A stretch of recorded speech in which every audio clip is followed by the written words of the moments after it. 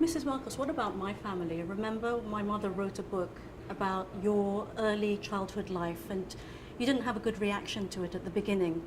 I did not have any reaction because many of them was not true. They assassinate, they vilified so much my father, who was an outstanding human being.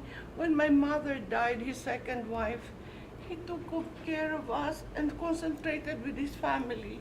This is the reason why all of us, and one of us is a nun, in fact.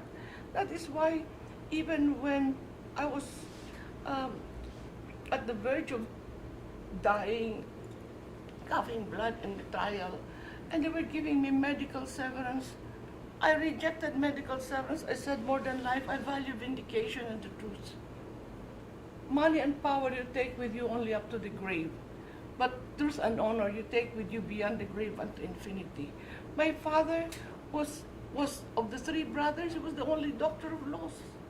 He was a scholar, he was a Renaissance man, he was a composer, he was a poet, and I don't know why, and he went to take care of us, the 6 children of his second wife, because his first wife died.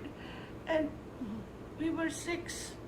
When my mother died, I was 8, barely 8.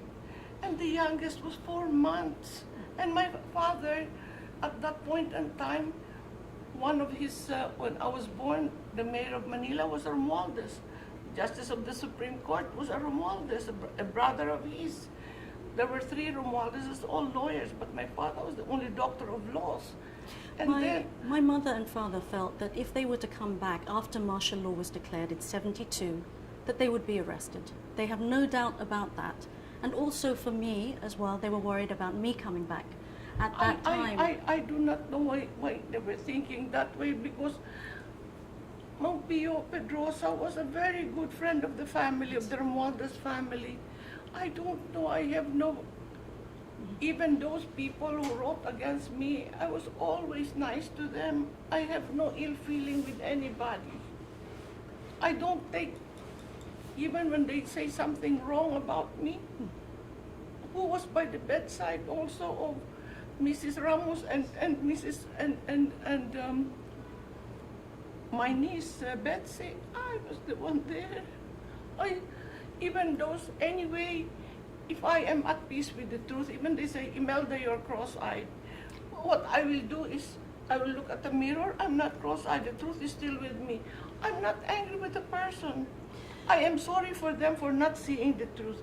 And believe you me, I'm not answering anymore the truth, because about this book or that book, so much has been written about me. I remember very well when I was coming, we were entering Malacanang for the first time, and we just came from the grandstand, and the people in Malacanang, when they saw me, oh, our First Lady is so pretty and beautiful. Even the soles of her feet are pink. Kahit na ang sakong niya, marusas-rusas. Then I told Marcos Ferdinand, this is a frightening place. He said, why? He said, even the color of my soles, they can see. He said, Imelda, when you become president, you enter history. When you enter history, you will be judged unto infinity. Your story sounds like when Princess Diana went to Buckingham Palace. You were someone who came from a very different background and entered into the corridors of power. Is that right? Is that what you mean? No. Marcos just told me that when you become president and enter history, will be judged unto infinity. So we have to be careful. But in my case, our family, whatever they say, we went to later. My father was not impoverished. My father was a doctor of laws.